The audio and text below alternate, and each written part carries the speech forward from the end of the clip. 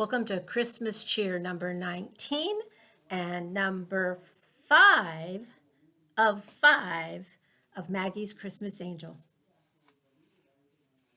Maggie has just shared the ornaments from her childhood with her kids. That was something she had never done before. These are from when I was a little girl. Some of them were my mom and dad's when they were small. I'm sorry I've never shared them with you before, but it's time to share these beautiful ornaments as well as the traditions.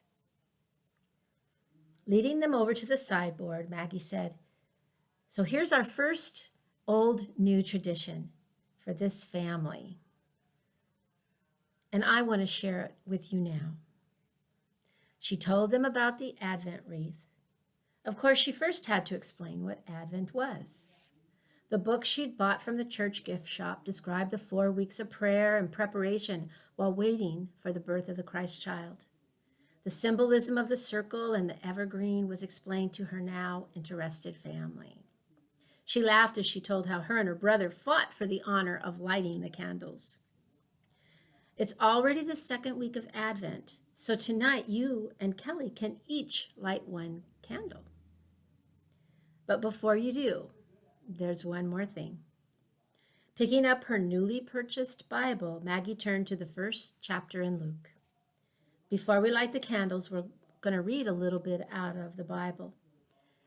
It's time we learned how to use it. Okay, here's a good place to begin. Verse 26 to 32. In the 6th month, the angel Gabriel was sent from God to a town of Galilee named Nazareth, to a virgin betrothed to a man named Joseph of the house of David. The virgin's name was Mary. Upon arriving, the angel said to her, "Rejoice, O highly favored daughter, the Lord is with you. Blessed are you among women." She was deeply troubled by his words and wondered what his greeting meant. The angel went on to say to her, "Do not fear, Mary, you have found favor with God. You shall conceive and bear a son and give him the name of Jesus. Great will be his dignity, and he will be called Son of the Most High." As Maggie finished reading, she nodded to Jeff and Kelly to light the candles. As the children did as she asked, Maggie turned off the overhead light. A deep glow rose from the 2 candles and extended over the faces of her family. Even Ted smiled at the peaceful effect.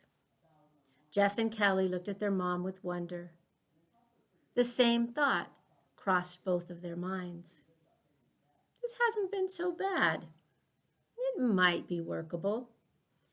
Maybe Mom's idea isn't quite so bad. Sunday morning, Maggie awoke with a song in her heart. This first 2 days of her family's new life had gone pretty well. She still wasn't sure if she'd really seen an angel that night, but certainly she felt better than she had in years. There was an ever-increasing awareness that life had a purpose and a meaning. Something had happened to her that night. That was for sure. Maggie stretched her arms over her head and yawned. Time to get up and get the family ready for their first day of Mass. Butterflies filled Maggie's stomach. It'd been so very, very long. She would have to relearn the whole ritual before she could teach the rest of her family. Thinking once again of the mysterious angel, Maggie's eyes fell on something shiny on the carpet. Getting out of bed, Maggie bent down. Her heart quickened as she realized what it was. Picking it up, Maggie smiled in recognition. "Okay, God, I get the message. You are with me always. I promise I'll remember." Maggie put on her robe and looked down at the object in her hand. She smiled as she fastened the tiny angel pin to her collar. Maggie had the feeling things were going to be just fine. The end. Okay, there we go. 5 parts. Maggie's Christmas Angel. And that was written back in probably 1989, in one of probably my second or so semesters of college as an older person. It was a, what do you call those? Writing classes. Anyway, I don't know. And I got a B++, which I really think is an A minus minus, but that doesn't matter. I hope you've enjoyed listening to my story of Maggie's Christmas Angel.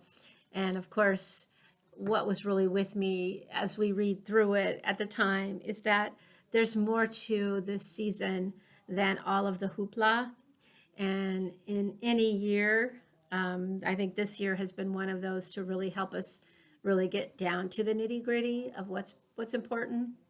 I know I miss all of the hustle and bustle, the excitement of going out, of finding the exact right gift, of being around people, and the spontaneous expressions of Christmas cheer, and saying Merry Christmas to everyone, and greeting others whose traditions are different than mine, and appreciating the sacredness of their time.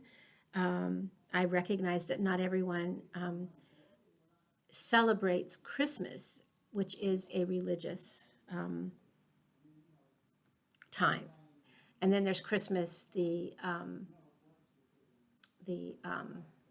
I can't think of my word, the non-religious is secular. Thank you. Mi cabeza. So anyway, I hope you've enjoyed it. I hope that you are finding ways to really touch what's most important for you, what has purpose and meaning in your life. And